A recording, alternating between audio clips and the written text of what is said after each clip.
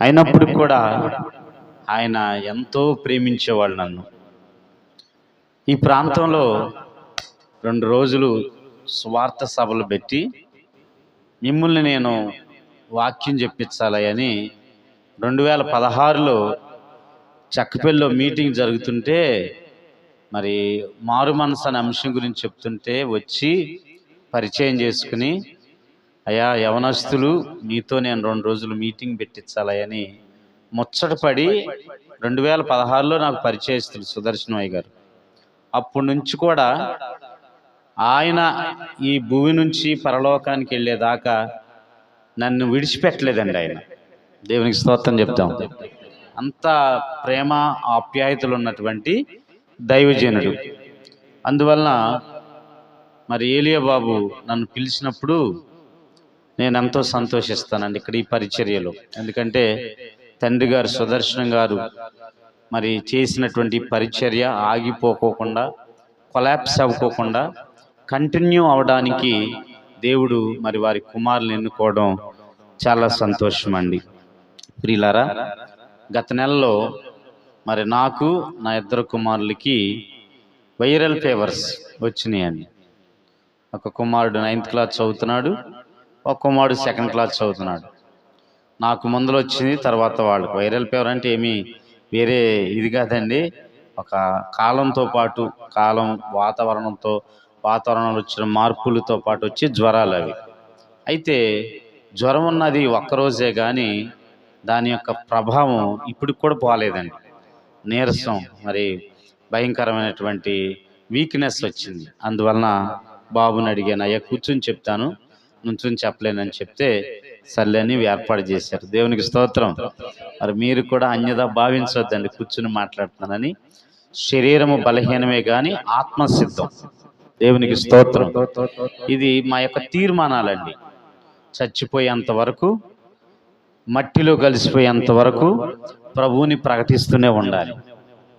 సావైనా, జీవమైనా, మరణమైనా, అనారోగ్యమైన, బలహీనత అయినా, ఏదైనా సరే ప్రభువును ప్రకటిస్తూ చచ్చిపోవాలి. ఇది మా యొక్క తీర్మానం అండి. దేవునికి స్తోత్రం. కరువైన, ఖడ్గమైన, క్షేమమైన, ఏమున్నా లేకపోయినా ప్రభువుని ప్రకటిస్తూనే ఉండాలనేది నా యొక్క తీర్మానం. ప్రియులారా, ఆ తీర్మానంలో భాగంగా మరి నేను చిన్న వయసులో యవన కాలమందే మరి బాప్తీసం తీసుకున్న, నమ్మి బాప్తీసం తీసుకుని రక్షణ పొంది మరి ఆత్మను పొందుకుని చాలా సంఘాలలో, చాలా గ్రామాలలో సువార్త చేస్తూ ఉన్నానండి. వీధి సువార్త చేస్తూ ఉంటాను అవకాశం ఉన్నప్పుడు. ఇలాగ సంఘ సువార్త చేస్తూ ఉంటాను. అలాగే సభల్లో సువార్త చేస్తూ ఉంటాను. టీవీలో సువార్త చేశాను. యూట్యూబ్లో సువార్త చేస్తున్నాను. ఇలా దాదాపుగా నేను దేవుని పరిచర్యలకు వచ్చిన కాడ నుంచి నాకు కౌంట్ లేదు కానీ సుమారుగా ఇప్పుడు వరకు 1,00,000 మందికి రక్షణ సువార్త అందించా. దేవునికి స్తోత్రం చెప్పండి. 1,00,000 మందికి సువార్త అందించానండి. అది నా జీవిత ధన్యత అండి. సో యవన కాలం గతిస్తున్న కొద్దీ నాలో దేవుడు కొన్ని ఆలోచనలు పెట్టాడు. సువార్త అనేది ఆక్కోకుండా, మరి ఇంటికాడ ఖాళీగా కూర్చోకోకుండా పుస్తక రచన, పుస్తకాల ద్వారా కూడా సువార్త వెళ్ళాలని 1 సంవత్సరం కాలంగా ఒక పుస్తకం రాస్తూ ఉన్నాను. అది అయిపోయింది. ఆ పుస్తకం పేరు వాక్య దర్శనం. ఆ వాక్య దర్శనం అనే పుస్తకంలో ఏముంటాయి అంటే, బైబిల్ని రచించినటువంటి రచయితల యొక్క వివరాలు, వారి నుంచి మనం నేర్చుకోవాల్సిన ఆత్మ సంబంధమైన విషయాలు దానిలో రాసి ఉంటాయండి. ఆ పుస్తకం పేరు వాక్య దర్శనం. రాయటం అయిపోయింది, ప్రింటింగ్లో ఉంది. అది డిజైన్ అయిపోయింది, కరెక్షన్ అయిపోయింది, అన్నీ అయిపోయినాయి. ప్రింటింగ్లో ఉంది. ఆ ప్రింటింగ్ ఖరీదు చెప్పాడు. అడ్వాన్స్ ఒక 5,000 కట్టడం కూడా జరిగింది. ఇంకా ఆ యొక్క ప్రింటింగ్ కాడ ఒక 30,000 కట్టాలి. కడితే ఆ బుక్ మన దగ్గరికి వచ్చేస్తుంది. దేవునికి స్తోత్రం. ఇప్పుడు బైబిల్ రాసిన వారిలో మొట్టమొదట ఆయన మోషే వస్తారు. మోషే అంటే అర్థం ఏంటి? మోషే ఏ కాలంలో జీవించాడు? మోషే భక్తుల్లో నుంచి మనం నేర్చుకోవాల్సిన ఆత్మ సంబంధమైన అనుభవాలు ఏంటి? మోషే ఒక సాత్వికుడు, మోషే ఒక ప్రార్థనాపరుడు, మోషే ఉపవాస వీరుడు, మోషే ధర్మశాస్త్రాన్ని సాధించాడు, మోషే దేవుని ఇల్లంతటిలో నమ్మకమైన వాడు. ఇలాంటి విశేషాలు ఒక్కొక్క వ్యక్తి గురించి 10-15 విషయాలు రాయటం జరిగిందండి. బైబిల్ రాసిన 40 మంది రచయితల యొక్క ఆత్మ సంబంధమైన అనుభవాలు ఆ పుస్తకంలో పొందుపరచడం జరిగిందండి. దానికి అమౌంట్ సమకూర్చబడిన తర్వాత మీ అందరికీ దాని యొక్క కాస్ట్ మీకు చెప్తాను. మీరందరూ దాన్ని తీసుకుని చదివి దీవించబడండి. హల్లెలూయా చెప్దాం గట్టిగా, హల్లెలూయా. సో ఈ విధంగా దేవుని పరిచర్య అనేది అవిరామంగా చేయటమే మేము ఉద్దేశంగా పెట్టుకున్నాము. ప్రాణం బాగున్నా బాగోకపోయినా మాట వస్తే చాలు, కదిలితే చాలు, దేవుని యొక్క వాక్యాన్ని ప్రకటించడమే మా యొక్క ధ్యేయం అండి. హల్లెలూయా.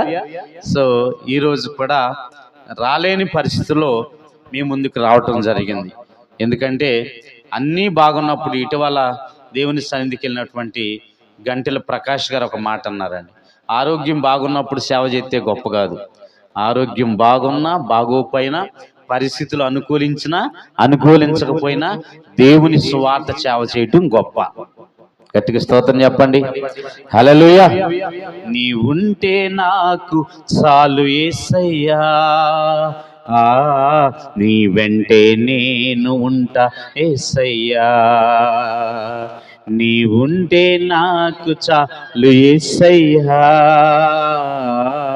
నీ వెంటే నేను ఉంటా యేసయ్యా, నీ మాట చాలయ్యా, నీ చూపు చాలయ్యా, నీ తోడు చాలయ్యా, నీ నీడ చాలయ్యా, నీ మాట చాలయ్యా, నీ చూపు చాలయ్యా, నీ తోడు నీ ఉంటే నాకు చాలు యేసయ్యా, నీ వెంటే నేను, నీకు ఇలాలో ఏదియో లేదు,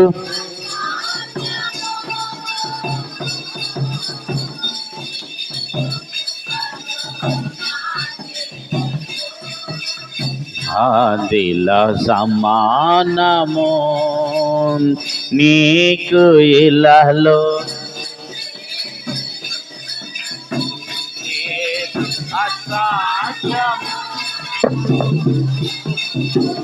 నీదు కృపతో నాకేదియు కాదిల సమానము, నీ మాట చాలయ్యా, నీ చూపు చాలయ్యా. పాడదామండి అందరూ స్వరం ఎత్తండి, ఉజ్జీవంగా చప్పట్లు పడదాం. నీ మాట చాలయ్యా, నీ చూపు చాలయ్యా, నీ తోడు చాలయ్యా, నీ నీడ చాలయ్యా, నీ ఉంటే నాకు, నీ వెంటే నేను ఉంటా యేసయ్యా. హల్లెలూయా. పరిశుద్ధ బైబిల్ గ్రంథం నుండి ఒక వాక్యాన్ని మీ ముందు ఉంచాలని మనవి చేస్తున్నాను. పరిశుద్ధ బైబిల్ గ్రంథం నుండి లూకా సువార్త 21వ అధ్యాయము 25వ వచనాన్ని మనం ఒకసారి జ్ఞాపకం చేసుకుందాం. మరియు సూర్య చంద్ర నక్షత్రములలో సూచనలను భూమి మీద సముద్ర తరంగంలా ఘోష వలన కలవరబడిన జనములకు శ్రమయు కలుగును. చాలమ్మ. ఇక్కడ మరొక మాట మీతో చెప్తాను. 34వ వచనం చూడండి. 34వ వచనం, మీ హృదయములు ఒకవేళ తిండి వలనను మత్తు వలనను ఐహిక విచారం వలనను మందముగా ఉన్నందున ఆ దినము అకస్మాత్తుగా మీ మీదికి ఉరి వచ్చినట్టు రాకోకుండా మీ విషయమై మీరు జాగ్రత్తగా ఉండుడి. చాలండి, ఒక చిన్న ప్రార్థన చేసుకున్నాం. పరిశుద్ధుడా, మహోన్నతుడా, కృపగలిగిన దేవా, నీ ఉన్నతమైన నామానికి కృతజ్ఞత వందనాలు, స్తోత్రాలు నాయన. ఈ ప్రత్యేకమైన సమయంలో కొద్ది మాటలు నాయన మేము బోధించాలని నేను ఆశపడుచున్నానయ్యా. ఆశ కలిగిన ప్రాణాన్ని తృప్తిపరచండి, నన్ను బలపరచండి. బలహీనుడిగా ఉన్న నన్ను బలపరిచి నీ పరిశుద్ధాత్మ శక్తి చేత నన్ను మమ్ములను బలపరిచి నీ రాకడ వర్తమానము చేత మమ్ములను ప్రభువా ఉజ్జీవపరిచి నీ రాకడకు ఆయత్తపరచమని, సిద్ధము చేయమని కూడి వచ్చిన ప్రతి ఒక్కరితో మీరు మాట్లాడి మహిమ పొందుకొనమని యేసు నామములో అడుగుచున్నాము తండ్రి, ఆమేన్. యేసు ప్రభువారు రాకడ దినాలలో ఉండే సూచనలు ఇక్కడ మనకి తెలియచేస్తూ ఉన్నారు. ఆయన వచ్చే ముందర ఎలా ఉంటుందో, మనం ఎలా ఉండాలో ఇక్కడ కొన్ని విషయాలు చెప్తున్నాడు. ఫస్ట్ అసలు ఆయన వచ్చే ముందర కొన్ని సూచనలు దేవుడు మనకిస్తున్నాడు. ఆ సూచనలు ఏంటో మనకి ఇక్కడ 2 విషయాలు చెప్తాను. చెప్పి మరి సూచనలు కనపడుతున్నాయి కదా, ఆయన రాకడ సిద్ధముగా ఉన్నది కదా, మనం ఎలా ఉండాలి, మనం ఏమి చేయాలి ఆయన రాకడ కొరకు అనే విషయాలు మనం నేర్చుకుందాం. ఆయన వచ్చే ముందల కొన్ని విషయాలు అక్కడ రాయబడి ఉన్నాయి. ఫస్ట్ ఆయన వచ్చే ముందల సూచనలు ఏంటో మనం ఇక్కడ చూద్దాం. చూడండి, లూకాసు సువార్త 21వ అధ్యాయము 25వ వచనాన్ని మరొకసారి జ్ఞాపకం చేసుకుందాం. మరియు సూర్య చంద్ర నక్షత్రములలో సూచనలను, భూమి మీద సముద్ర తరంగముల ఘోష వలన కలవరపడిన జనములకు శ్రమయు కలుగును. అదొక ఫస్ట్ పాయింట్ అండి. ఆయన వచ్చే ముందల మనకి ఒక రాకడ సూచన. ఆ రాకడ సూచన ఏంటంటే, భూమి మీద, అందరూ వినాలండి, భూమి మీద సముద్ర తరంగముల ఘోష ఉంటుందంటండి. ఆయన వచ్చే ముందర భూమి మీద సముద్ర తరంగ ఘోష. సముద్ర తరంగములు సముద్రంలో ఉంటాయి, అంతేనండి. సముద్ర తరంగములు ఎక్కడ ఉంటాయండి రాజుగారు? సముద్రంలో ఉంటాయి. మరి ఇక్కడ ప్రభు ఏం చెప్తున్నాడు? భూమి మీద. దేని మీద అండి? భూమి మీద సముద్ర తరంగ ఘోష అంటే మీకు అర్థమైందండి? సముద్ర తరంగములు భూమి మీద ఘోష చేస్తాయి అంటండి ఆయన వచ్చే ముందల. వాక్యాన్ని అందుకనే చాలా జాగ్రత్తగా చదవాలి, మనం దాన్ని ధ్యానం చేయాలి. చదవటం వేరే, ధ్యానం చేయటం వేరే అండి. చదవటం అంటే మనం చదువుకుంటా వెళ్ళిపోవటం. ధ్యానం చేయటం అంటే వచ్చిన దగ్గర, మాట దగ్గర ఆగి అసలు ఎందుకు ఈ మాట దేవుడు చెప్పాడు, ఎందుకు ఈ మాటను ఇక్కడ రాసి పెట్టాడని కొద్దిసేపు ఆగి ధ్యానం చేయడాన్ని ధ్యానం చేయటం అంటారు. దాని స్టడీ. ఇక్కడ మనం ఈ వాక్యాన్ని పరిశీలించినట్లయితే భూమి మీద సముద్ర తరంగ ఘోష ఆయన వచ్చే ముందల జరిగే సంభవం అండి. అంటే సముద్ర తరంగాలు అంటండి భూమి మీదకి వచ్చి ఘోష పెడతాయి అంటండి. సముద్ర తరంగాలు సముద్రంలో ఉండాలి, కానీ సముద్ర తరంగాలు భూమి మీదకి వచ్చి ఏం పెడతాయి అంటండి? దానివల్ల అంటండి మనుషులకు భయం, కలవరం ఏర్పడుతుందంట. ఇంతకే ఈ విషయాన్ని ఎప్పుడైనా మీరు ఆలోచించారా? భూమి మీద సముద్ర తరంగాల ఘోష ఎప్పుడైనా మీరు ఆలోచించారా? ఎప్పుడైనా ఇది జరిగిందా? అమ్మా, చదువుకున్న పిల్లలు ఉన్నారు కదా, ఎప్పుడైనా ఆలోచించారు దీని గురించి? ఇది ఆల్రెడీ జరుగుతూ ఉంది, జరిగింది. దాన్నే మనం ఏమంటామంటే సునామీ అంటాం. ఏమంటామండి? సునామీలో ఏమవుద్ది? సముద్ర తరంగం, సముద్ర అల ఒక్కసారిగా ఉదుటిన లేచి సముద్రం ఒడ్డు మీద కంటే భూమి మీదకి ఏమవుద్దంటే పొంగి పొర్లుద్ది, ఘోష పెడద్దంటండి. ఆ సముద్ర తీరంలో ఉన్న మనుషులే కానీ, ఇల్లే కానీ, పశువులే కానీ మొత్తం ఏమైపోతాయి అంటే సముద్రంలోకి వెళ్ళిపోతాయి. ఇప్పుడు సునామీ అంటే సముద్ర తీరానికి వెళ్ళాలంటే, సముద్రం యొక్క బీచ్కి వెళ్ళాలంటే ఒక్కొక్కళ్ళకి ఇప్పుడు ఏం కలుగుతుందంటే భయము, కలవరం కలుగుతుంది. ఆయన వచ్చే ముందల భూమి మీద సముద్ర తరంగముల ఘోష కలుగుతుంది. అంటే అది ఆల్రెడీ జరుగుతూ ఉంది కనుక ఆయన రాకడకు సమయం అవుతున్నది. దేవునికి స్తోత్రం చెప్పండి. శబ్దం గట్టిగా హల్లెలూయా. ఆయన రాకడకు సమయం అవుతుంది. ఎందుకు ఈ ఉపవాస ప్రార్థనలో, ఎందుకు ఈ ఆదివారం ప్రార్థనలో, ఎందుకు ఈ ఫ్రైడే ఫాస్టింగ్ ప్రేయర్స్ అని అంటే, మనమందరము పెండ్లి కుమారుని మధ్యాకాశంలోకి ఎదుర్కోవడానికి, హల్లెలూయా, రాకడకు సిద్ధపడటానికి. అవిగో రాకడ సూచనలు కనిపెడుతున్నాయి, రాకడ సూచనలు మనకు కనిపిస్తున్నాయండి. ఇంకా మనం 26 వచనం చూస్తే మరొక సూచన చెప్తాను మీకు. చూడండి, అక్కడ 26 వచనం, ఆకాశమందలి శక్తులు ఏమవుతాయి అంటే కదిలించబడతాయి అంటండి. ఆకాశములో సూర్యుడు, చంద్రుడు, నక్షత్రాలు, ఇంకేమున్నాయి బాబు, మేఘాలు, ఏమున్నాయండి, మేఘాలు, ఆకాశంలో ఉన్న శక్తులు ఏమవుతాయి అంటే కదిలించబడతాయి. అది ఇప్పుడు మనకు జరుగుతుంది. ఒక నెల రోజు నుంచి ఆకాశంలో శక్తులు కదిలించబడుతున్నాయి, ఒక నెల రోజుల క్రితం నుంచి. ఎలాగో చెప్పమంటారా? పేపర్లో, న్యూస్లో, ఫోన్లో మీరు చూస్తున్నారు, క్లౌడ్ బరస్ట్ అంటున్నారు. ఏంటమ్మా, చదువుకున్న పిల్లలు, అమ్మ మీరు చదువుకున్న వాళ్ళే కదా, విన్నారు ఈ పదం? క్లౌడు, రాజుగారు, క్లౌడు ఏం జరిగింది? ఉత్తరాఖండ్లో ఏం జరిగింది? క్లౌడ్ బరస్ట్ అయింది. కాశ్మీర్లో ఏం జరిగింది? క్లౌడ్ బరస్ట్ అయింది. అంటే ఏంటో తెలుసా?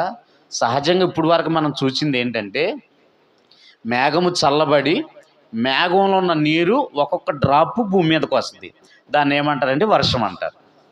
ఇప్పుడు అలా కాదు. ఇప్పుడు జరుగుతున్న విషయం, మేఘం మొత్తం ఒక్కసారి భూమి మీద పడిపోతుంది. పడటమే ఏం జరుగుతుందో తెలుసా?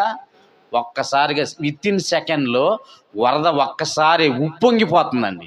ఆ వరద ఉప్పొంగినప్పుడు జనాలు, ఇళ్ళు, మొత్తం వాహనాలు ఏముంటే అవి ఏమవుతున్నాయి అంటే కొట్టుకుపోతున్నాయి. మనుషులు జల సమాధి అయిపోతున్నారండి. ఇటీవల మన దేశంలోనే ఉత్తరాఖండ్ అనే రాష్ట్రంలో క్లౌడ్ బరస్ట్ జరిగింది. ఇటీవల మన దేశంలోనే జమ్మూ కాశ్మీర్లో క్లౌడ్ బరస్ట్ జరిగింది. పడుకుంటున్నారు, లేచేటప్పటికి రాత్రి వర్షం లేదు, ఏమీ లేదండి. ఒక్కసారిగా మబ్బులు పట్టేసి క్లౌడ్ అంటే మేఘం విరిగి ఏమవుతుందంటే భూమి మీద పడుతుంది. మేఘంలో నీళ్ళంతా కూడా ఏమవుతున్నాయి అంటే పొంగి పొరిలి ఒక్కసారిగా బద్దలైపోయి బరస్ట్ అయిపోయి మేఘంలో నీళ్ళంతా భూమి మీద ఒక పెద్ద ప్రవాహంలో వచ్చేస్తున్నాయి. అంతే, ఆ ప్రవాహానికి మనుషులు, ఇల్లు, వాహనాలు మొత్తం ఏమైపోతున్నాయి అంటే కొట్టుకుపోతున్నాయండి. దీన్ని ఏమని పేరు పెట్టారంటే శాస్త్రవేత్తలు క్లౌడ్ బరస్ట్ అంటారు. కానీ దేవుడు దీన్ని ఏమన్నాడు తెలుసా? ఆకాశ శక్తులు కదిలిపోవటం. ప్రైజ్ లార్డ్ చెప్పండి గట్టిగా, శబ్దం గట్టిగా, హల్లెలూయా. ఆకాశ శక్తులు కదిలిపోతున్నాయి. సముద్ర తరంగంలో ఘోష భూమి మీదకి వస్తుంది. ఇవన్నీ సూచనలే, రాకడకు సూచనలే. అందుకని ప్రభు చెప్తున్నాడు, ఈ సూచనలు కనిపిస్తున్నాయి, ఆకాశ శక్తులు కదిలిపోతున్నాయి. దేవుని బిడ్డలారా, ఇదిగో సముద్ర తరంగంలో ఘోష భూమి మీద వినిపిస్తూ ఉన్నది. అయితే మనమేం చేయాలి మరి? దేవుని పిల్లలుగా మనమేం చేయాలి? రాకడకు సూచనలు కనిపిస్తున్నాయి. రాకడకు సూచనలు కనిపిస్తున్న మాట వాస్తవం. మన కళ్ళ ఎదుటే కనిపిస్తున్న సూచనలకి. అయితే మనమేం చేయాలి? ప్రభు చెప్తున్నాడు చూడండి, అక్కడే లోక సువార్త 21వ అధ్యాయము 34వ వచనంలో ఒక చక్కటి మాట రాసి ఉందండి. మీ హృదయములు ఒకవేళ తిండి వలనను, మత్తు వలనను, ఐహిక విచారం వలనను మందముగా ఉన్నందున ఆ దినము అకస్మాత్తుగా మీ మీదకి ఉరి వచ్చినట్టు రాకుండా మీ విషయమై మీరు జాగ్రత్తగా ఉండండి. ఇది దేవుడు చెప్తున్నాడు. అబ్బాయి, సూచనలు కనిపెడుతున్నాయి. ఆ దినం అకస్మాత్తుగా వస్తుంది, దొంగవలే ఉంటుంది. ఆ దినము మనకి చెప్పి రాదు, కానీ సూచనలు దేవుడు చూపిస్తాడు. ఆ సూచన ప్రకారం మనం ఏమవ్వాలంటే బహు జాగ్రత్త కలిగి ఉండాలి. దేవునికి స్తోత్రం చెప్పండి, శబ్దం గట్టిగా, హల్లెలూయా, హల్లెలూయా.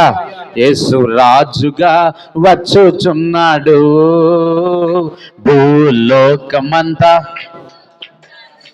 యేసు రాజుగా వచ్చుచున్నాడు, భూలోకమంతా రవి కోటి. పాడదాం, అందరం చప్పట్లు కొడదాం. రవి కోటి దేవుడు, రమ్యమైన దేవుడు, రారాజుగా వచ్చుచున్నాడు. యేసు రారాజుగా వచ్చుచున్నాడు. యేసు రాజుగా వచ్చుచున్నాడు. భూలోకమంతా తెలుసుకుంటాడు. యేసు రాజుగా వచ్చుచున్నాడు. భూలోకమంతా తెలుసుకుంటాడు. రవి కోటి, ఆమేన్, రమ్యమైన దేవుడు రారాజుగా వచ్చుచున్నాడు. యేసు రారాజుగా వచ్చుచున్నాడు. యేసు రాజుగా వచ్చుచున్నాడు. భూలోకమంతా ఈ లోక ఆయన ముందరా, ఈ లోక సాగిలపడి నమస్కరించి, సాగిలపడి నమస్కరించి వంగని కాళ్ళని, వంగని మోకాళ్ళని యేసయ్య ఎదుట, యేసయ్య ఎదుట వంగిపోవును. యేసు రాజుగా వచ్చుచున్నాడు. భూలోకమంతా తెలుసుకుంటాడు. యేసు రాజుగా వచ్చుచున్నాడు. భూలోకమంతా తెలుసుకుంటాడు. హల్లెలూయా, హల్లెలూయా, హల్లెలూయా. ప్రియులారా, ఆయన రాకడకు సూచనలు కనిపిస్తున్నాయి కాబట్టి ప్రభు చెప్తున్నాడు, అబ్బాయి మీకు సూచనలు కనిపిస్తాయి. అప్పుడు ఏమవ్వాలో తెలుసా, మీరు మీ విషయమై మీరు జాగ్రత్త పడాలి. దేవునికి స్తోత్రం చెప్పండి. ఇప్పుడు ఆ రాకడకి ఎదుర్కోవాలంటే దేవుడు చెప్తున్నాడు మనతో, ఏమన్నాడంటే మీ విషయమై మీరు జాగ్రత్త పడండి. Be careful your self. మీ విషయమే మీరు జాగ్రత్త పడాలి. సెల్ఫ్ కేర్ఫుల్నెస్ అనేది ఉండాలి. ఎవరి జాగ్రత్త వాళ్ళదండి. ఒక్క మాట చెప్తున్నానండి, ఏమిటో తెలుసా, భక్తి అనేది ఎవరి వ్యక్తిగతమైన విషయం. ఎవరికి ఉండవలసిన జాగ్రత్త వాళ్ళకు ఉండటమే భక్తి అనేది. ఎవరికి వాళ్ళు జాగ్రత్త కలిగి ఉండటమే భక్తి అంటే. దేవునికి స్తోత్రం చెప్పండి. ఎవరికి వాళ్ళు జాగ్రత్త కలిగి ఉండటమే భక్తి అంటే. బాగానాలండి. అద్దాక అయ్యగారు నువ్వు అట్టుంటున్నావేంటి, ఎట్టుంటున్నావేంటి, గుడికి రావట్లేదంటండి. అది కాదండి భక్తి అంటే. ఎవరి మనస్సాక్షి ప్రకారం వాళ్ళు జాగ్రత్త పడాలి. హల్లెలూయా చెప్పండి గట్టిగా. ఈరోజు నేను మందిరానికి వెళ్ళలేదు, ఈరోజు ఆశీర్వాదాన్ని పోగొట్టుకున్నాను, అయ్యో ఎంత పొరపాటు చేశాను అనే ఆలోచన ప్రతి విశ్వాసికి సెల్ఫ్ థింకింగ్ అనేది కావాలి. సెల్ఫ్ క్రిటిసిజం అనేది కావాలి. ఎవరికి వాళ్ళకి వ్యక్తిగత విమర్శ, సెల్ఫ్ క్రిటిసిజం, ఎవరికి వాళ్ళు వ్యక్తిగత విమర్శ చేసుకోవాలి. సెల్ఫ్ ఎగ్జామినేషన్ చేసుకోవాలి. అది భక్తి అంటే. పద్దాక అయ్యగారే చెప్పాలి, అయ్యగారు రమ్మంటలేదు ప్రార్థనకి, అయ్యగారు రమ్మంటలేదు నన్ను, అయ్యగారు ప్రాధాన్యత ఇవ్వలేదు. ఇది కాదండి మనం నేర్చుకోవాల్సిన భక్తి. ఎవరికి వాళ్ళు సూచనలు కనిపిస్తేనే మనం జాగ్రత్త కలిగి ఉండాలి. హల్లెలూయా చెప్తాం గట్టిగా.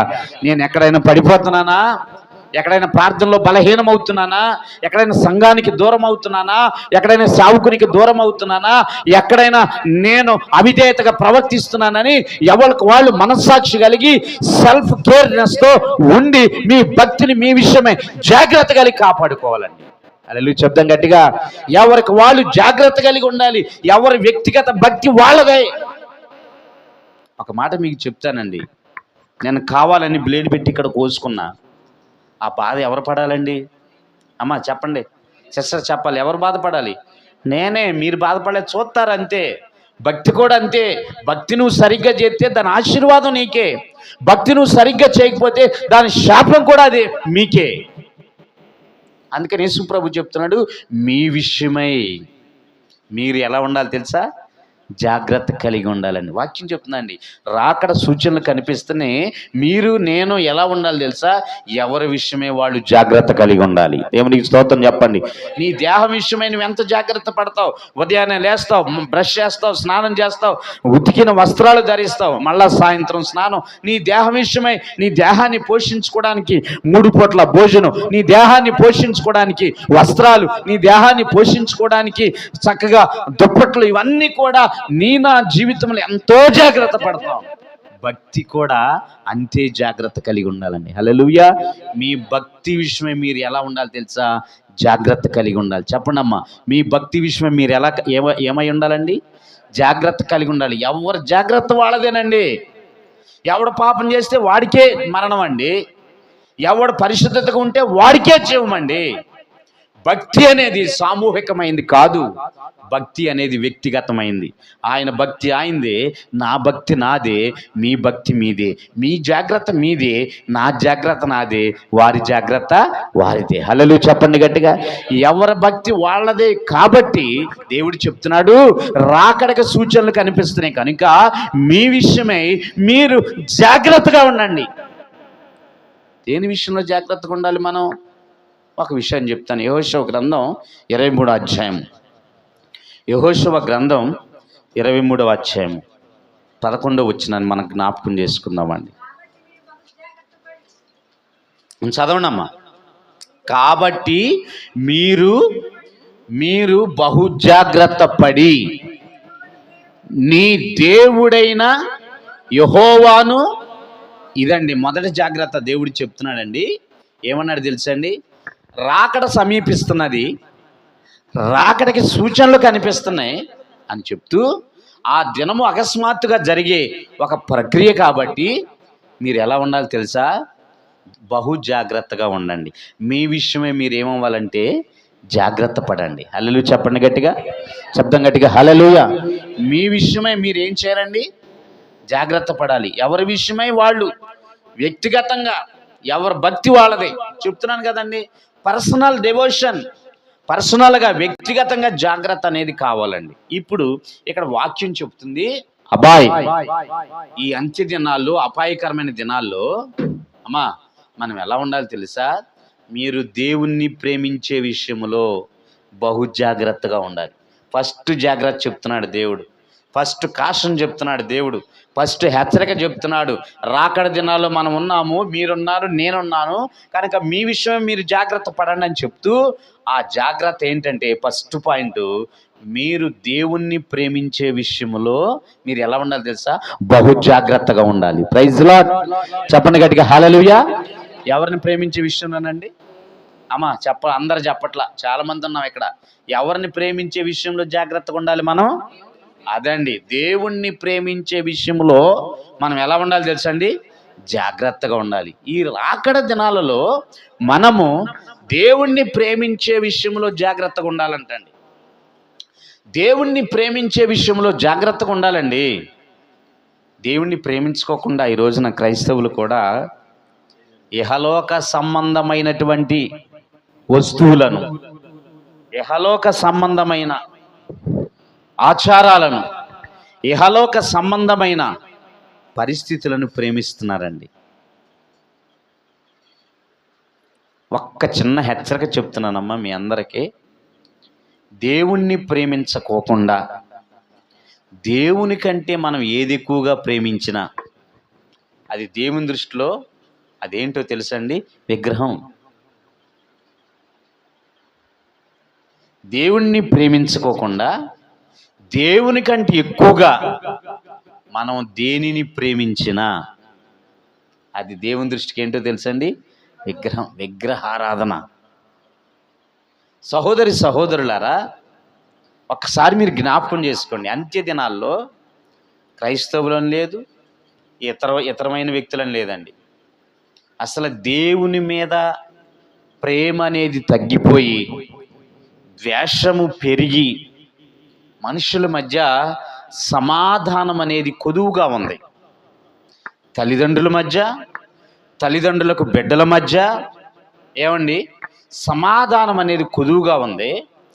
దేవుణ్ణి ప్రేమించడం అనేది పక్కన పడేసి మనుషులు కనిపెట్టినటువంటి వస్తువులను, విషయాలను ప్రేమించే తరం అయిపోయింది ఈ తరం.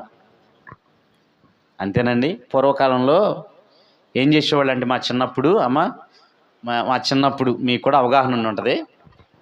ఏం చేసేవాళ్ళు అంటే, రాత్రులు పండుకునేటప్పుడు ఈ బైబిల్ సొసైటీ ఆఫ్ ఇండియా వాళ్ళు ఏం చేసేవాళ్ళు అంటే, ఎర్రట్ట బైబిల్ ఇచ్చేవాళ్ళు. క్రొత్త నిబంధన ఎర్రగుండేది, మధ్యలో తాడు కూడా ఎర్రగుండేదండి. చిన్న బైబిల్, క్రొత్త నిబంధన బైబిల్ ఇచ్చేవాళ్ళండి. రాత్రులు పడుకునేటప్పుడు మనవాళ్ళు ఏం చేసేవాళ్ళంటే, మన తల్లిదండ్రులు పెద్దలు రాత్రులు పడుకునేటప్పుడు దీపాలే కదండి. అప్పుడు మనకి దీపాలే, కిరోసిన్ దీపాలు. అవునమ్మా, కిరోసిన్ దీపాలు. ఆ దీపాల దగ్గర ప్రార్థన చేసుకుని, అప్పుడు చదువుకున్న వాళ్ళు చాలా తక్కువ కదండి, ప్రార్థన చేసుకుని యేసు రక్తమే జయమని చెప్పుకుని ఈ బైబిల్ ఏం చేసేవాళ్ళు అంటే తలకాడ పెట్టుకుని చక్కగా పండుకునేవాళ్ళు అండి. అమ్మా, అర్థమవుతుందా మీకు?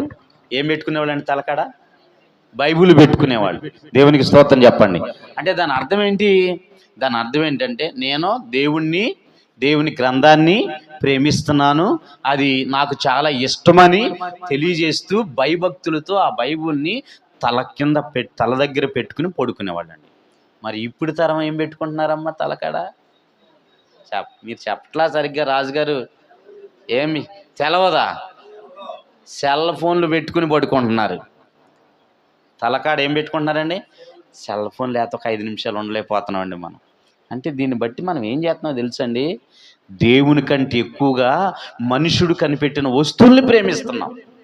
మన గుండెల్లో బైబిల్కున్న స్థానం ఎలా ఉంది, మన గుండెల్లో మనుషుడు కనిపెట్టిన వస్తువు యొక్క స్థానం ఎట్లా ఉంది? దేవుడు నిన్ను నన్ను తూకమేసి నువ్వు దేన్ని ఎక్కువగా ప్రేమిస్తున్నావని ఆయన తక్కెట పడితే మెనే టేకిల్ ఓ పార్సిన్ అనే రిపోర్ట్ వస్తుంది మనకి. అనగా నువ్వు దేవుని విషయంలో లెక్క చూసినప్పుడు నువ్వేమైపోయావంటే తేలిపోయావు. ఆ రిపోర్ట్ వస్తుంది మనకి.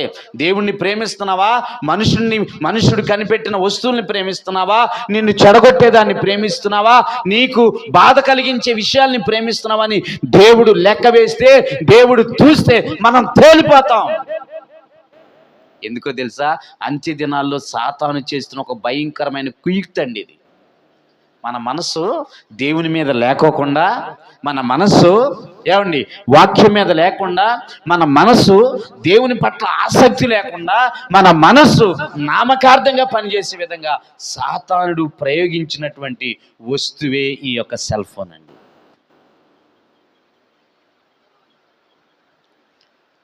అంత్య దినాల్లో ఇలాంటివి జరుగుతాయి అని దేవుడు ఏం చెప్పాడు తెలుసండి? మీరు దేవుణ్ణి ప్రేమించే విషయంలో బహు జాగ్రత్తగా ఉండండి. హల్లెలూయా చెప్పండి గట్టిగా. దేవుణ్ణి ప్రేమించే విషయంలో అంత్య దినాల్లో మనం ఉన్నాం. రంగుల ప్రపంచం మన ముందుకు వచ్చేసిందండి. వింత వింత వస్తువులు మన ముందుకు వచ్చేస్తున్నాయి. వింత వింత పద్ధతులు, వింత వింత ఆలోచనలు, వింత వింత ప్రక్రియలు మన ముందుకు వచ్చేసినాయి. ఇవన్నీ మనల్ని ఏం చేస్తున్నాయి తెలుసా? దేవుడి నుంచి దూరం చేసేస్తున్నాయి. దేవుని మీద మన మనసు విరిగిపోయేటట్టు చేస్తున్నాయి. దేవుని మీద మన మనస్సు పాడైపోయేటట్టుగా చేస్తున్నాయండి. అందుకనే యేసు ప్రభు ముందలే చెప్పాడు, మీరు దేవుణ్ణి ప్రేమించే విషయంలో ఎలా ఉండాలంటే బహు జాగ్రత్తగా ఉండండి. హల్లెలూయా.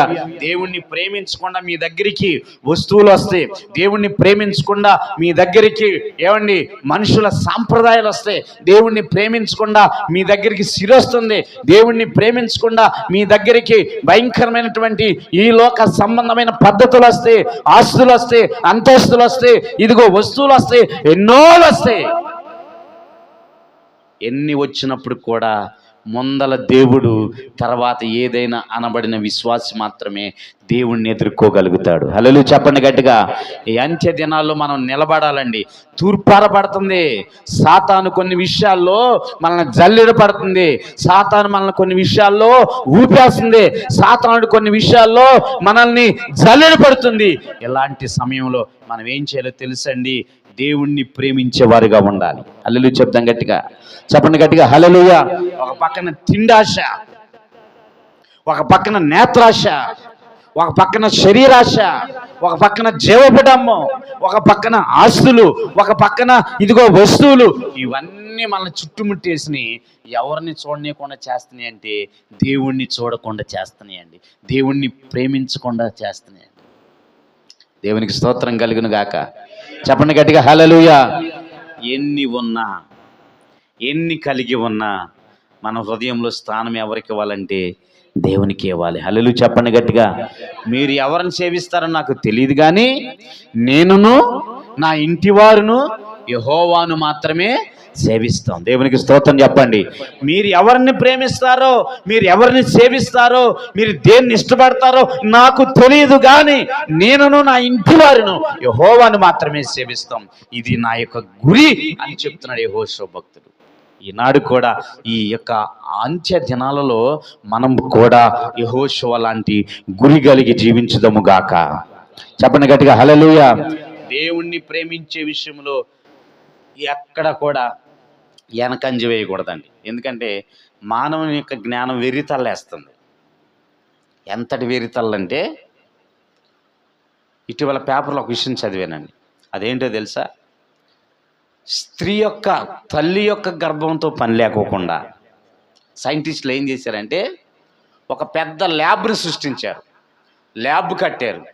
ఆ ల్యాబ్లో అర్థమైందండి, తండ్రి నుంచి జీవకణాలు సేకరించి, తల్లి నుంచి అండాన్ని సేకరించి, ఆ ల్యాబ్లో తల్లి గర్భంతో పని లేకోకుండా ల్యాబ్లోనే తల్లి గర్భంలో ఉండే వాతావరణం ఎట్లా ఉంటుందో ల్యాబ్లోనే ఆ వాతావరణం సృష్టించి ఒకేసారి కొన్ని వందల వేల మంది పిల్లల్ని సృష్టించే టెక్నాలజీని మనిషి కనిపెట్టాడండి. అర్థమైందమ్మా? తల్లి గర్భంతో పని లేదు. తల్లి గర్భంలో పిండం ఎలా పెరుగుద్దో, శిశువు ఎలా పెరుగుద్దో, అదేవిధంగా ఒక ల్యాబ్ను తయారు చేసి ఆ ల్యాబ్లో ఈ శిశువులను పిండాలను తయారు చేస్తున్నారండి మనిషి. చైనా వాడు ఒక రోబో కనిపెట్టాడండి. దేవునికి స్తోత్రం చెప్పండి హల్లెలూయా. చైనా వాడు ఒక రోబో కనిపెట్టాడండి. ఆ రోబో యొక్క ఉద్దేశం ఏంటో తెలుసా అండి? ఆ రోబో ఉద్దేశం ఏంటో తెలుసా? ఆ రోబో ఎందుకు కనిపెట్టాడో తెలుసా? కృత్రిమంగా గర్భం ధరిస్తుందంటండి ఆ రోబో. మనిషితో పని లేదు. ఇక రోబో అంటే మరబొమ్మ అండి. ఆ మరబొమ్మ ద్వారానే గర్భం సృష్టించి ఆ గర్భంలోంచి శిశువు వచ్చేటట్టుగా టెక్నాలజీ కనిపెట్టారండి మనిషి. ఇవన్నీ నేను ఎందుకు మీకు చెప్తాను తెలుసా? మనిషి యొక్క జ్ఞానం ఎంత వెర్రితల్లేస్తుందో, దానివల్ల ఏం పరిణామాలు సంభవిస్తాయి ఇప్పుడు మీకు చెప్తున్నాను. ఇప్పుడు మనిషికి ఏం ఆలోచిస్తున్నాడు తెలుసా? మనిషి ఏం ఆలోచిస్తున్నాడు తెలుసా? పిల్లలను పుట్టించడానికి, గర్భఫలం రావడానికి దేవుడే కాదు మనిషే కారణం అని మనిషి యొక్క మనసు దేవుని వైపు త్రిప్పకుండా మనిషి యొక్క మనసు టెక్నాలజీ వైపు తిప్పేటట్టుగా మనిషి చేస్తున్నాడండి. అర్థమైందమ్మా? తల్లి గర్భంలో పుడితే ఇద్దరు లేకపోతే ఒకళ్ళు, ఇంకా కొన్ని గర్భాల్లో ముగ్గురు నలుగురు అట్ట పుట్టిన వాళ్ళు ఉన్నారండి నాకు తెలిసి. ఇక ల్యాబ్లో అట్ట కాదండి, ఒకేసారి కొన్ని వందల మంది పిల్లలు బయటకు వస్తారండి. దీని ఉద్దేశం ఏంటో తెలుసండి?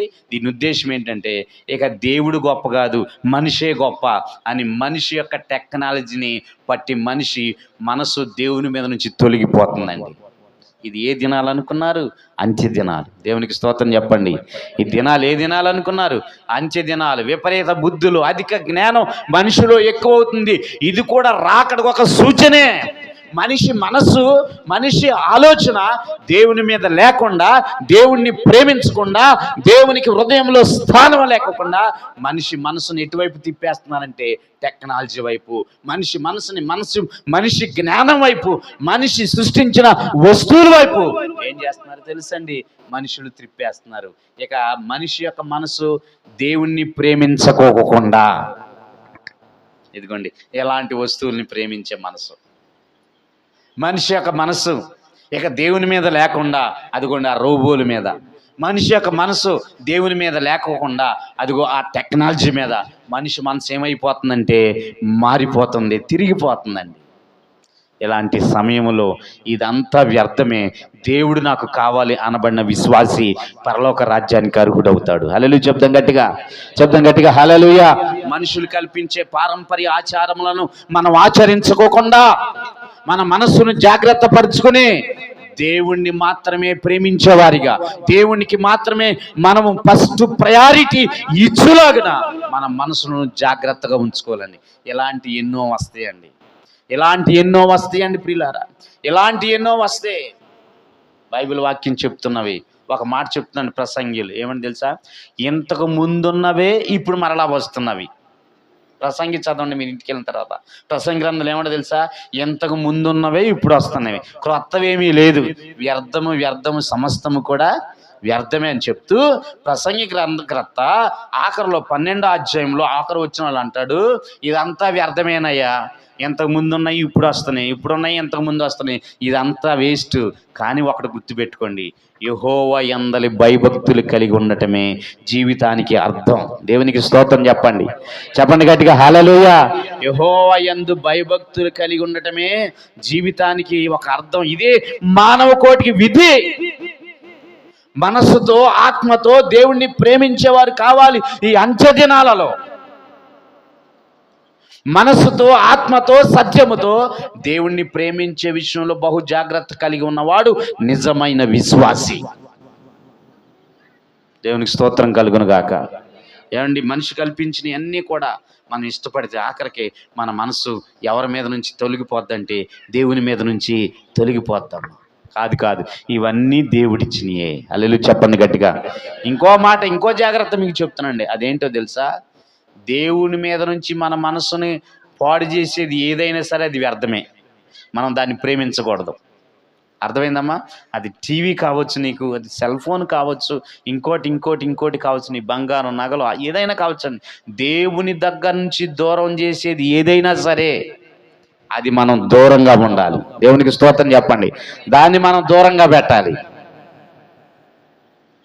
అప్పుడు మనం ఎలర్ట్గా ఉన్నట్లు లెక్కండి, అప్పుడు మనం జాగ్రత్తగా ఉండినప్పుడు లెక్కండి. జ్వరం వచ్చినప్పుడు ఏం చేస్తామండి? ఎలర్ట్గా ఉంటాం. ఇంజెక్షన్ చేయించుకున్న తర్వాత కూడా ఎలర్ట్గా ఉంటాం. తగ్గిందా లేదా? కాసేపు ఆగుతాం, కొద్ది తగ్గుతుంది, మళ్ళా చూస్తాం, తగ్గిందా లేదా? మెడకాడు చేయబెట్టి పొట్టకాడు చేయబెట్టి ఏం చేస్తాం? చూస్తాం. ఎలర్ట్నెస్. దేవుని విషయంలో కూడా, భయభక్తుల విషయంలో కూడా ఎప్పటికప్పుడు మనం ఎలా ఉండాలి తెలుసా? ఎలర్ట్గా ఉండాలి. హల్లెలూయా చెప్తాం గట్టిగా. ఎక్కడైనా తప్పిపోతున్నానా, ఎక్కడైనా చెడిపోతున్నానా, ఎక్కడైనా పాడైపోతున్నానా, ఎక్కడైనా నేను దేవునికి దూరం అవుతున్నానా, ఈ వస్తువుని బట్టి, ఈ వాహనాన్ని బట్టి, దేవుడు నాకు ఇచ్చిన మంచి స్థితిని బట్టి ఎక్కడైనా దూరం అవుతున్నానని ఎవరి భక్తి విషయంలో వాళ్ళు బహు జాగ్రత్త పడాలండి. ఎవరి కాళ్ళు వ్యక్తిగత ఎలర్ట్నెస్ ఉండినప్పుడు మాత్రమే ఈ భక్తులు ముందుకు సాగుతామండి. దేవునికి స్తోత్రం చెప్పండి, చెప్పండి గట్టిగా హల్లెలూయా. ఎవరికి వాళ్ళు వ్యక్తిగతంగా జాగ్రత్తగా ఉన్నప్పుడు మాత్రమే ఈ భక్తులు జాగ్రత్తగా ఉంటాం, మనం నిలబడగలుగుతామండి. జాగ్రత్త లేకపోతే మనం ఏమాత్రం కూడా భక్తిలో ముందుకు సాగలేమండి. అదిగోండి లోతు భార్య అని చూడండి. లోతు భార్య ఉప్పు స్తంభం నేటికి అక్కడ సజీవ సాక్ష్యంగా ఉంది. దేవునికి స్తోత్రం కలుగును గాక. అందుకనే రాకడ దినాల్లో ఉన్నాం కాబట్టి మీ విషయమే మీరు ఏం చేయాలి తెలుసా? జాగ్రత్తగా ఉండాలి. దేని విషయంలో జాగ్రత్తగా ఉండాలంటే దేవుణ్ణి ప్రేమించే విషయంలో. మన మనసు ఈ అంచె దినాల్లో ఎవరిని ప్రేమించాలంటే దేవుణ్ణి ప్రేమించాలి. దేవునికి స్తోత్రం చెప్పండి, చెప్పండి గట్టిగా హల్లెలూయా. హల్లెలూయా స్తుతి మహిమ ఎల్లప్పుడు దేవునికి చెదము. హల్లెలూయా స్తుతి మహిమ ఎల్లప్పుడు దేవుని. హల్లెలూయా హల్లెలూయా హల్లెలూయా హల్లెలూయా హల్లెలూయా హల్లెలూయా హల్లెలూయా స్తుతి మహిమ ఎల్లప్పుడు దేవుని. ఆకాశము నుండి పాడండి, అందరూ పాడాలి. పాడండి, చప్పట్లు కొట్టండి, పాడాలి. దేవుణ్ణి స్తుతించదము బండ నుండి మధుర.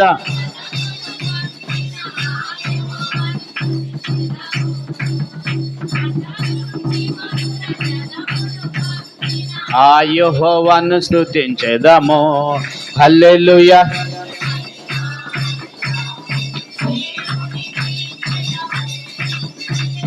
స్తుతి మహిమ ఎల్లప్పుడు దేవునికి ఇచ్చేదము. హల్లెలూయా హల్లెలూయా హల్లెలూయా హల్లెలూయా హల్లెలూయా హల్లెలూయా హల్లెలూయా. స్తుతి మహిమ ఎల్లప్పుడు దేవునికి ఇచ్చేదము. Praise lord. చెప్పండి గట్టిగా హల్లెలూయా.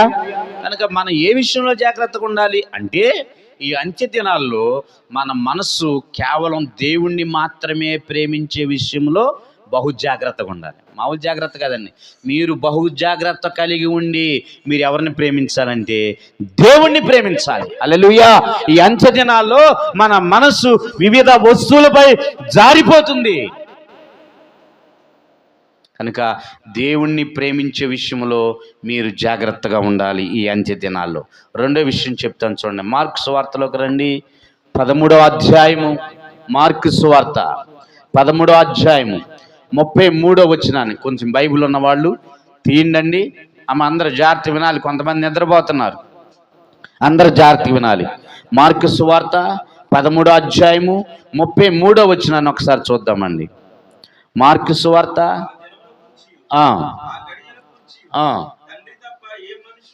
13 చదవండి. అదిగోండి, జాగ్రత్త పడుడి. అమ్మా మెలకుగా ఉండి. చాలండి. మరొక జాగ్రత్త చెప్తున్నాడు దేవుడు అంత్య దినాల్లో. రెండవ జాగ్రత్త చెప్తున్నాడు. మొదటి జాగ్రత్త ఏంటంటే, మీరు దేవుణ్ణి మాత్రమే ప్రేమించాలి. లోకమునైనను లోకములో ఉన్న వాటినైనా మీరు ప్రేమించకూడదు. అయ్యా వింటున్నారా మీరందరూ?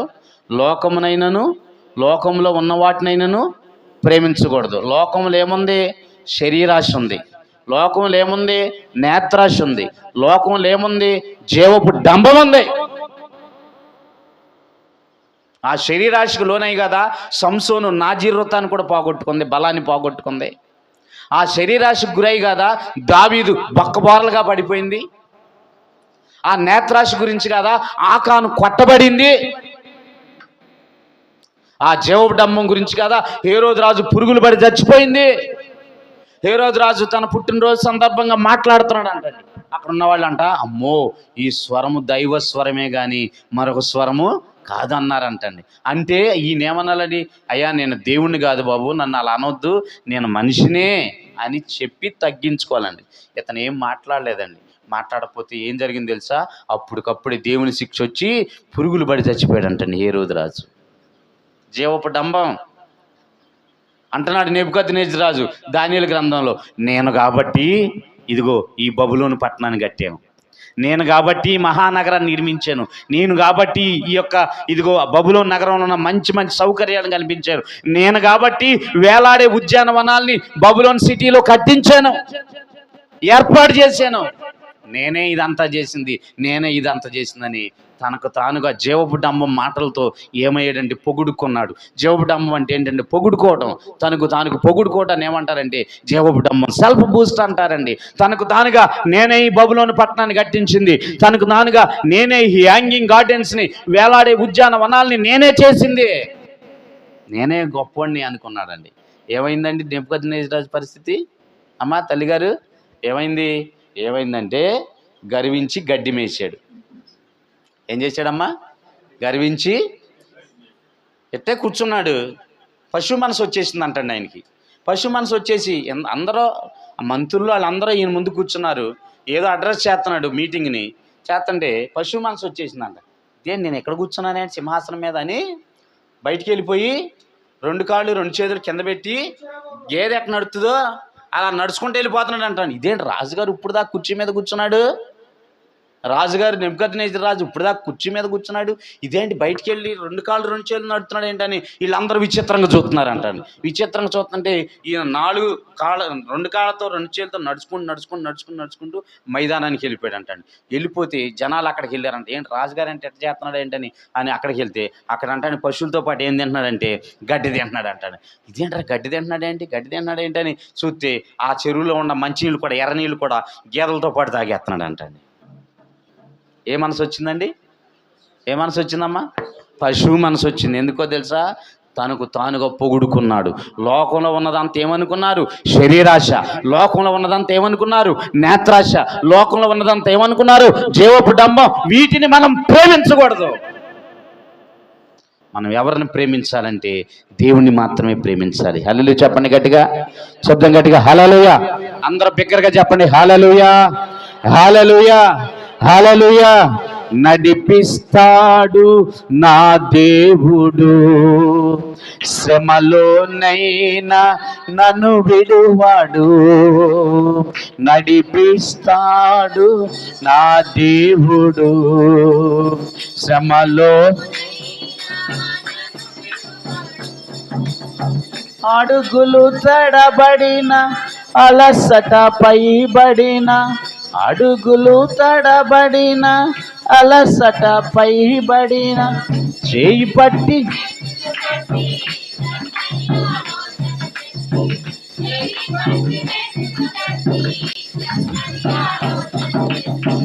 నడిపిస్తాడు నా దేవుడు, శ్రమలోనైనా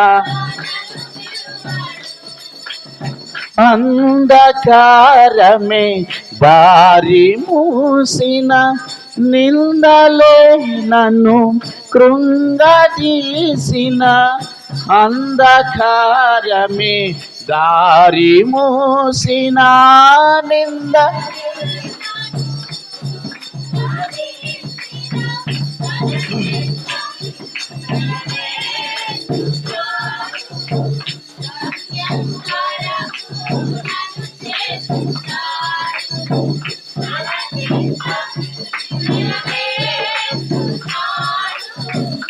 గమ్యము వరకు నన్ను చేర్చుతాడు, నడిపిస్తాడు నా దేవుడు, శ్రమలోనైనా నన్ను విడువాడు.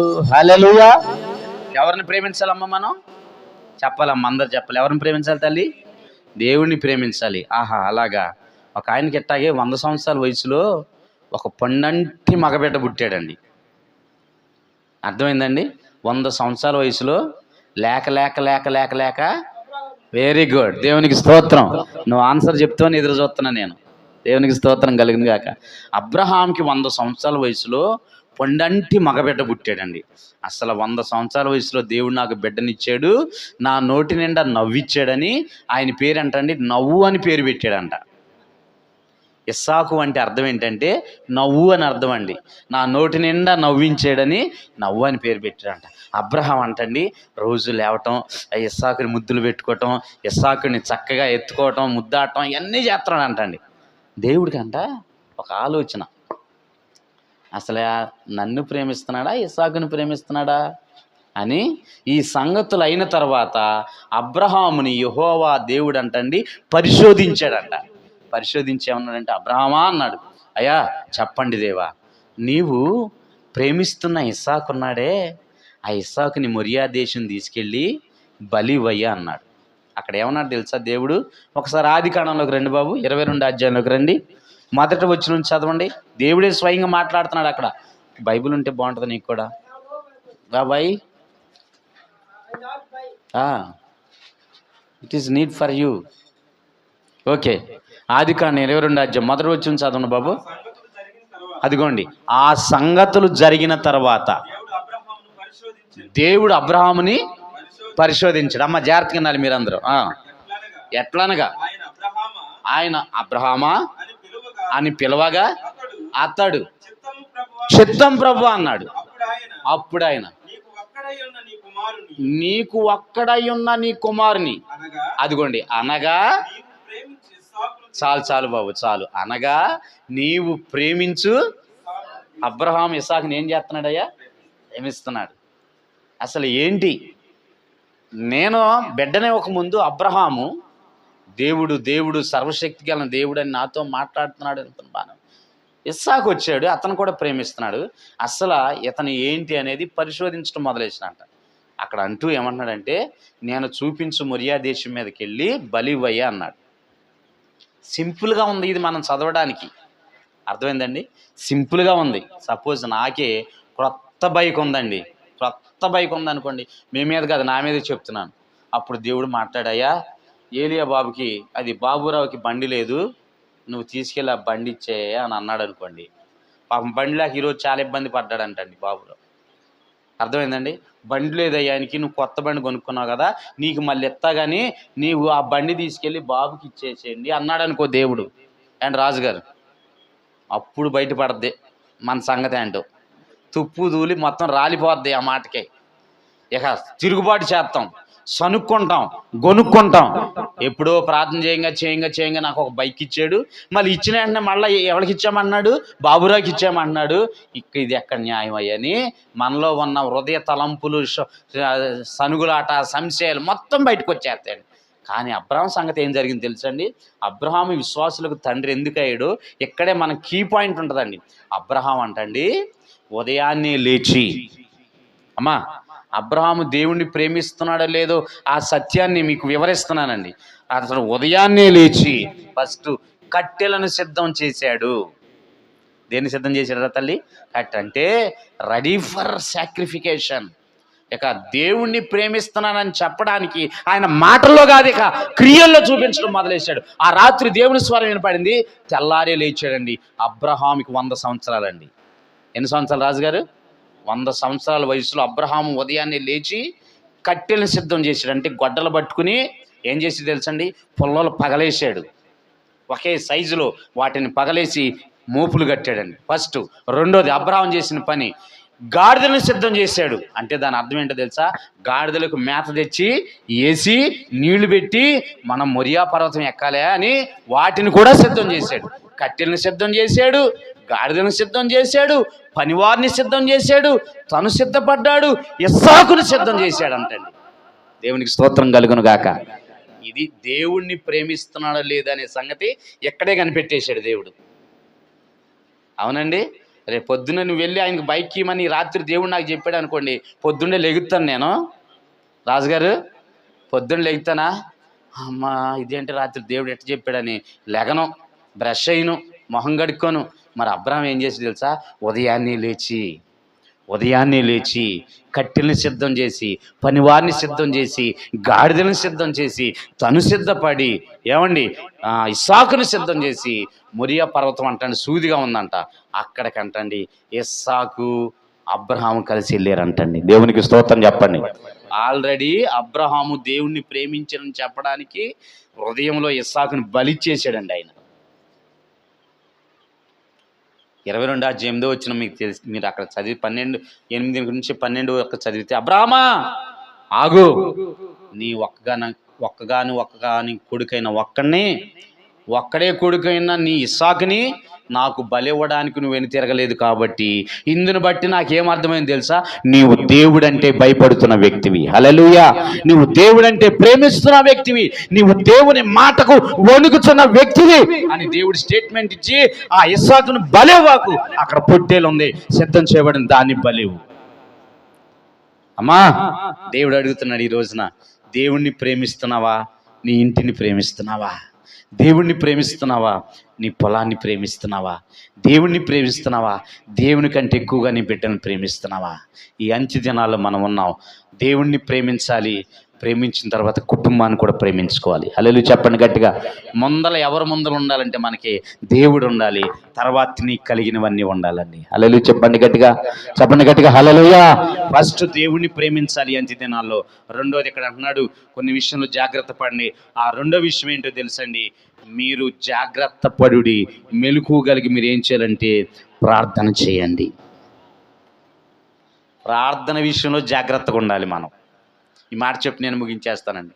దేని విషయంలోనండి? ప్రార్థన విషయంలో జాగ్రత్తగా ఉండాలి. ఈ అంచె దినాల్లో ఎట్లా ఉందో తెలుసండి, ప్రార్థన చేసేవాడు తక్కువయ్యాడు, సువార్త చెప్పేవాళ్ళు ఎక్కువైపోయారండి. ప్రార్థన చేసే సంఘాలు తక్కువైపోయినాయి. ఇక్కడే ఉందండి, టౌన్స్కి వెళ్తే ఉండే ఎవరు కింద కూర్చుంటా హీల్లేదే. అందరికి ఏంటండి అన్ని టేబుల్స్, చైర్స్. మరి మోకరించేది ఎప్పుడండి కాళ్ళు? ఇంకా విశ్వాసులు ఎలా అలవాటు పడ్డారు తెలుసండి?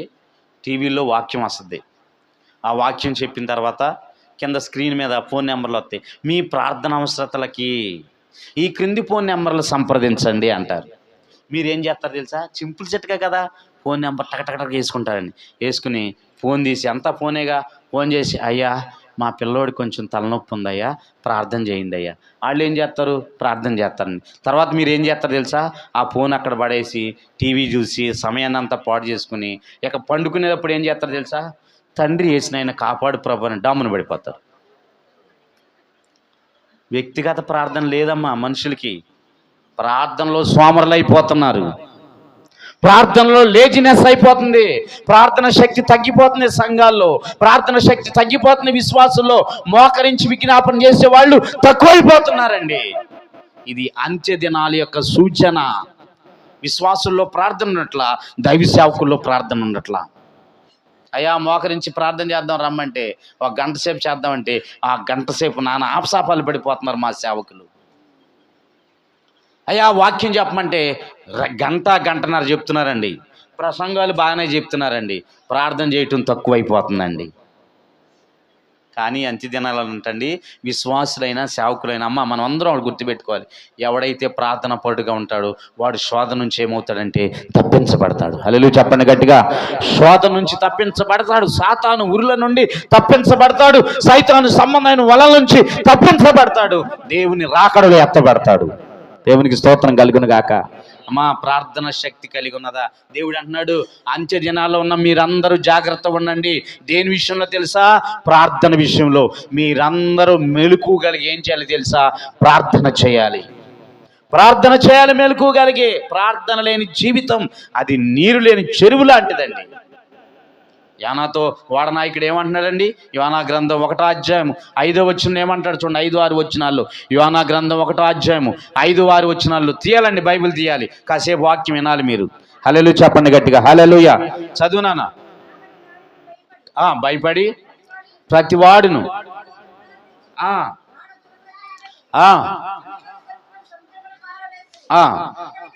అప్పటికి యోనా వాడ దిగువన భాగమునకు పోయి ఏం చేస్తున్నాడమ్మా? రాజుగారు ఇంటికాడ నిద్రపోతున్నారు, అర్థం ఉంది. ఇక్కడికి వచ్చి ప్రార్థనకు వచ్చి నిద్రపోతే అర్థం ఉందా? ఇంటికాడ పండుకుని మీరు ఎక్కడా పండుకుంటే దానికి అర్థం ఉందా? ఏమంటున్నాడండి?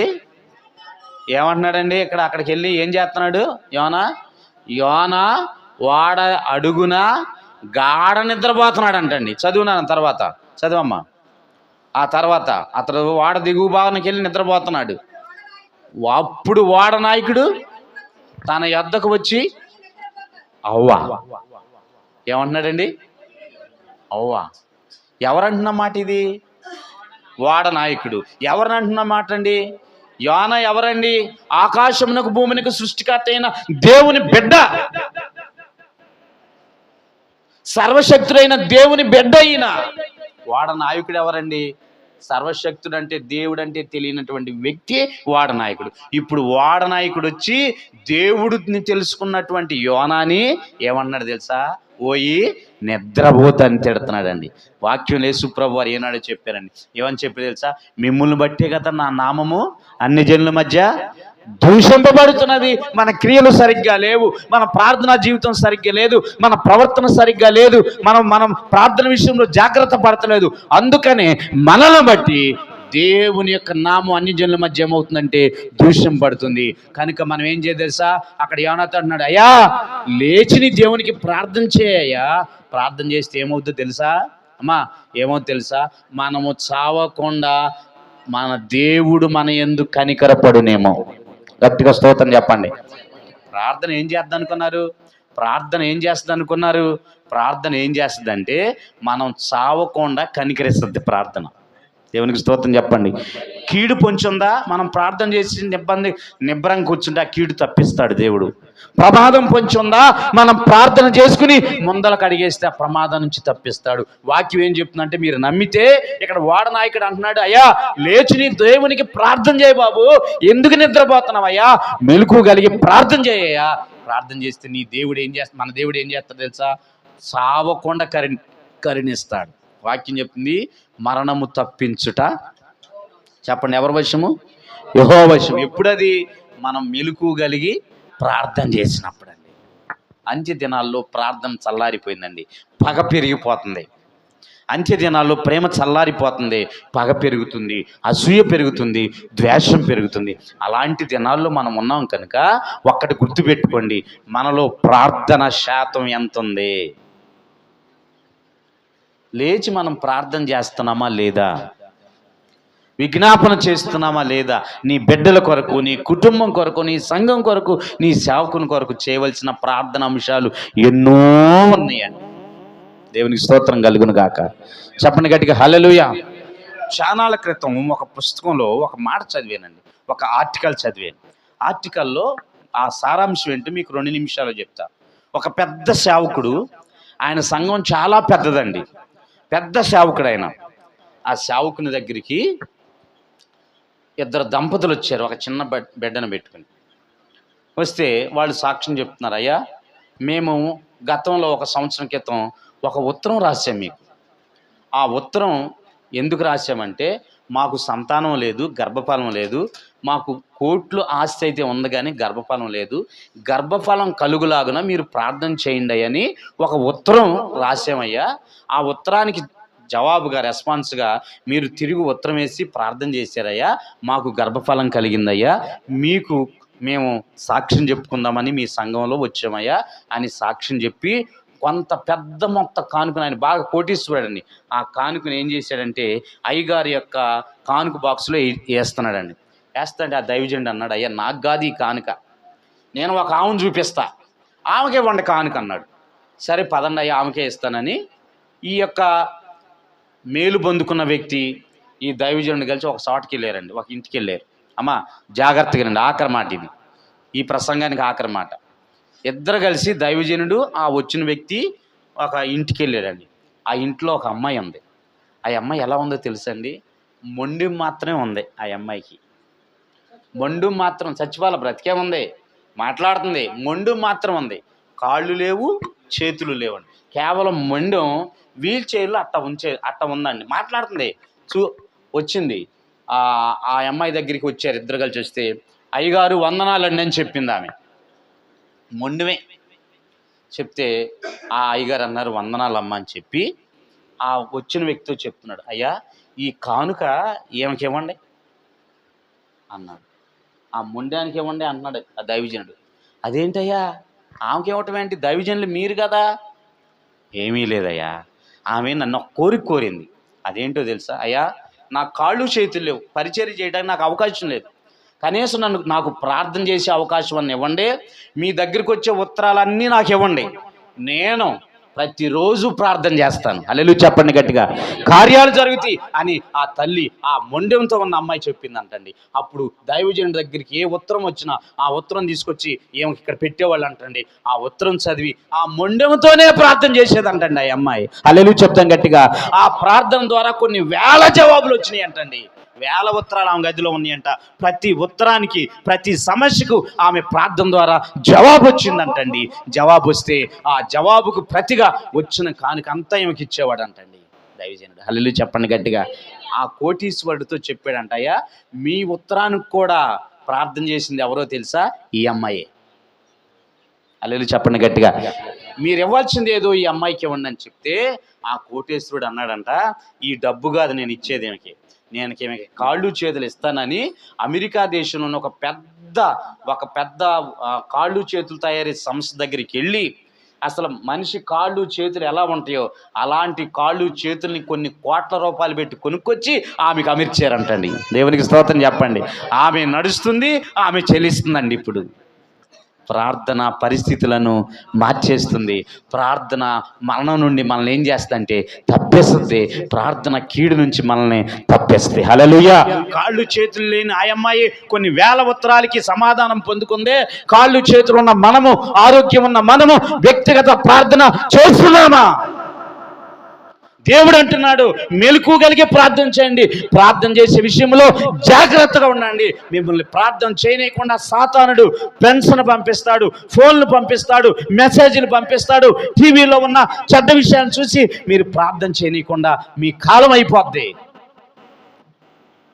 ప్రార్థన విషయంలో మీరు ఎలా ఉండాలో తెలుసా? జాగ్రత్త కలిగి ఉండండి. ప్రార్థన చేసే విశ్వాసం మాత్రమే పరలోక రాజ్యానికి వెళ్ళద్ది. హల్లెలూయా చెప్పండి గట్టిగా, చెప్పండి గట్టిగా హల్లెలూయా. ప్రార్థన చేసే పాస్టర్ గారు మాత్రమే పరలోకానికి వెళ్తాడండి. ప్రార్థన మోకాళ్ళ అనుభవం ఉన్న దైవ సేవకుడు మాత్రమే పరలోక రాజ్యానికి వెళ్తాడు, ఆ దినాన్ని ఎదుర్కోగలుగుతాడు. అమ్మా, ప్రార్థన అనేది లేకపోతే నీ విశ్వాసం అర్థమే. వ్యక్తిగత ప్రార్థన నీకుందా? మోకాళ్ళ ప్రార్థన నీకుందా? విజ్ఞాపన ప్రార్థన నీకుందా? ప్రార్థన చేయగలుగుతున్నావా?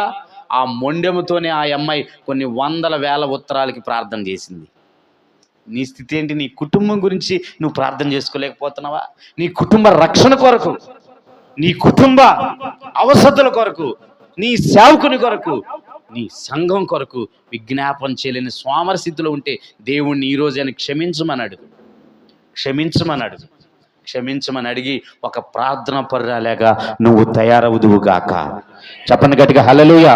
ఒక మోకాళ్ళ అనుభవంతో నువ్వు పెరుగుదువు గాక, ఒక విజ్ఞాపన కర్తగా నువ్వు పెరుగుదువు గాక. హల్లెలూయా. రాకడ దినాల్లో మనం ఉన్నాం. 2 జాగ్రత్తలు చెప్పా. ఒకటే, దేవుణ్ణి ప్రేమించే విషయంలో మీరు ఎలా ఉండాలంటే జాగ్రత్తగా ఉండాలి. 2, ప్రార్థన చేసే విషయంలో మీరు ఎలా ఉండాలంటే జాగ్రత్త కలిగి ఉండాలి.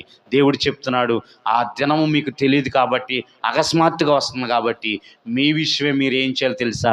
జాగ్రత్తగా ఉండండి. హల్లెలూయా చెప్పండి గట్టిగా. మీ విషయమే మీరు జాగ్రత్తగా ఉండండి. ఎవరి వ్యక్తిగత భక్తి వాళ్ళదే. మీరు ప్రార్థన చేస్తే నేను పరలోకానికి వెళ్ళను, మీరే వెళ్తారు. హల్లెలూయా చెప్పండి గట్టిగా.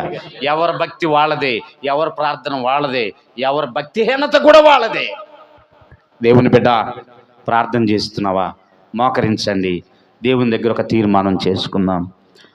రాకడ విషయాలు మనకు స్పష్టంగా గోచరిస్తున్నాయి. దయచేసి ప్రార్థన చేసుకుందాం. దయచేసి మోకరించగలిగిన వారు మోకరించండి. దయచేసి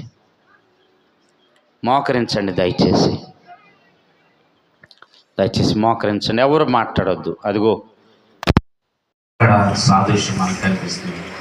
రే చెల్లి, తమ్ముడు, కళ్ళు మూసుకుని కడుపై భక్తులు కలిగి ప్రార్థించండి. ఈ సమయాన్ని వ్యర్థం చేయకు.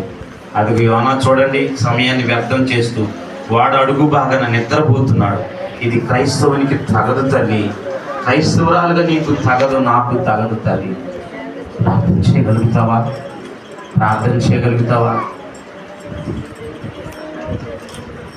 మోకాళ్ళ ప్రార్థన మన పరిస్థితులను మార్చేస్తుంది కదా. విశ్వాసంతో చేసే ప్రార్థన మన పరిస్థితిని మార్చివేస్తుంది కదా. మెలకువ కలిగి ప్రార్థన చేయండి. ప్రార్థన విషయంలో జాగ్రత్తగా ఉండండి. ప్రార్థన లేకపోతే మనలో పాపం ఉన్నట్టు లెక్కే, మనల్ని పాపం ఏడుతున్నట్టు లెక్కే. అమ్మా యవనస్తురాలా,